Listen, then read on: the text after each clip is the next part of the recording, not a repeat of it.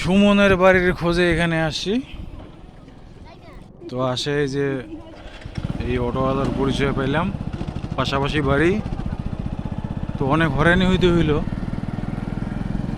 বাকি মোটরসাইকেল ছিল সাথে আর কি।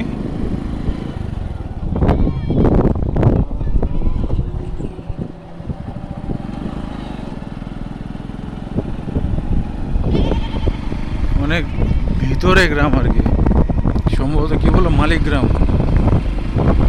আর কিছু দূর গেলেই ফাঁসিলাডাঙ্গা হাট।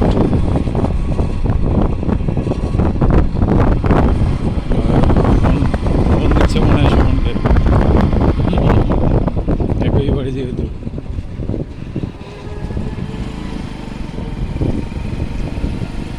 নাকি যাওয়ার পরে ঘটনা বোঝা যাবে কি হচ্ছে।